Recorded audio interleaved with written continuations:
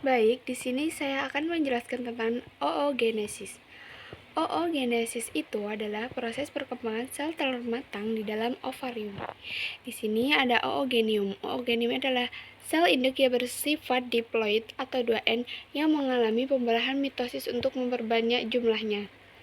Oogenium ini nantinya akan menjadi dasar pembentukan oosit primer. Oosit primer itu hasil dari pembelahan oogenium sel. Ini juga diploid untuk akan masuk ke tahap meiosis 1. Tahap meiosis 1 pada akhir meiosis 1, oosit primer akan menghasilkan satu ootit primer yang menghasilkan satu ootit N dan satu badan polar. Badan polar primer itu merupakan sel kecil yang dihasilkan selama pembelahan meiosis yang berfungsi untuk membuang kelebihan materi genetik. Mereka biasanya tidak berkembang menjadi sel telur. Kemudian, badan polar ini mengalami meiosis 2 dan menjadi badan polar. Nah, di sini ada oosit sekunder. Oosit sekunder ini adalah sel hiploid yang dihasilkan setelah meiosis 1. Oosit sekunder ini kemudian memasuki meiosis 2. Oosit sekunder akan menghasilkan satu ootit dan satu badan polar. Ini ootitnya. Ootit itu adalah sel hiploid hasil akhir dari meiosis 2.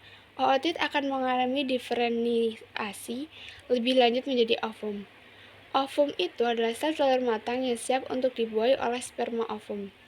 Ovum ini merupakan hasil akhir dari proses oogenesis ini. Baik, di sini saya akan menjelaskan tentang spermatogenesis. Jadi, spermatogenesis ini adalah pembentukan dan perkembangan sperma dalam jumlah besar secara terus-menerus pada laki-laki dewasa. Di sini dimulai dari spermatogenium. Spermatogenium ini adalah sisi awal yang mengalami mitosis untuk menghasilkan spermatosit primer. Spermatosit primer ini mengalami meiosis 1. Meiosis 1 itu adalah pembelahan spermatosit primer menjadi spermatosit sekunder. Spermatosit sekunder ini mengalami pembelahan menjadi spermatid. Spermatid itu adalah sel hasil dari meiosis 2 yang akan berkembang menjadi spermatoza. Kemudian spermatoza ini pada induk telur ke epidermis dan menghasilkan 4 sperma ini. Baik, di sini saya akan menjelaskan tentang struktur sperma. Di sini ada head atau bagian kepala. Di bagian kepala ini berfungsi menyimpan materi genetik dan membantu sperma menembus sel telur. Kemudian di tengah ada middle place. Middle place ini bagian tengah untuk menciptakan energi dalam sel-sel Anda. Kemudian di sini ada tail atau bagian ekor. Bagian ekor ini berfungsi untuk membantu sperma untuk bergerak agar bisa menemukan sel telur untuk melakukan proses pembuahan. Kemudian di sini ini adalah akrosom. Akrosom ini organel yang terdapat pada sperma yang berfungsi untuk membantu sperma menembus sel telur dan mencapai pembuahan. Kemudian di sini ada nukleus. Nukleus itu yang berfungsi sebagai pusat komodo atau mengatur seluruh aktivitas sel. Kemudian ini di sini ada proksimal. Proksimal itu adalah yang menghubungkan ekor dan kepala sperma mengendalikan detak sperma yang membentuk sitoskeleton zigot setelah fertilisasi. Kemudian ini adalah mitokondria, itu organel sel yang menghasilkan energi kimia untuk sel dan sering disebut sebagai pembangkit tenaga sel. Kemudian ini di ekornya itu dinamakan plasma membran.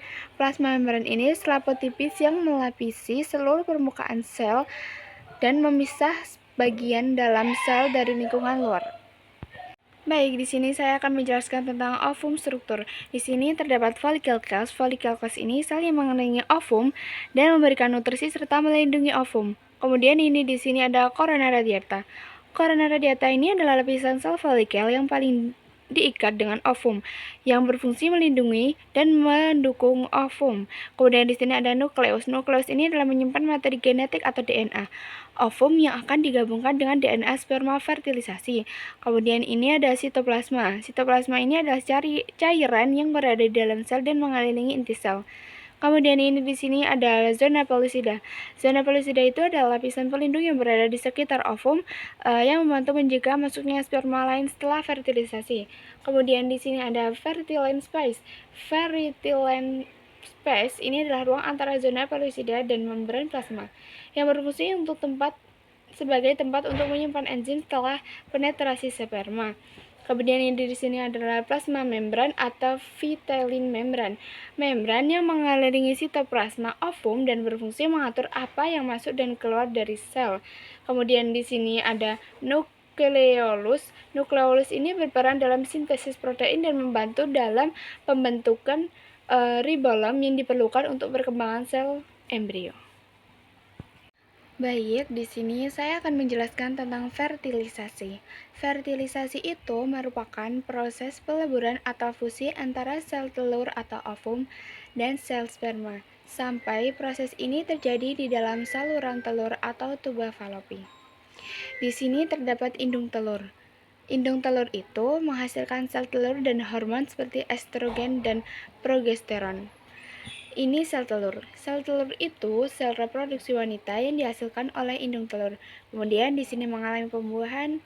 Kemudian di hari ke-1 atau sel tunggal ini menghasilkan 2 sel. Kemudian di hari kedua ini menghasilkan 4 sel. Di hari ketiga ini menghasilkan 8 sel. Kemudian di hari keempat ini menghasilkan 16 sel.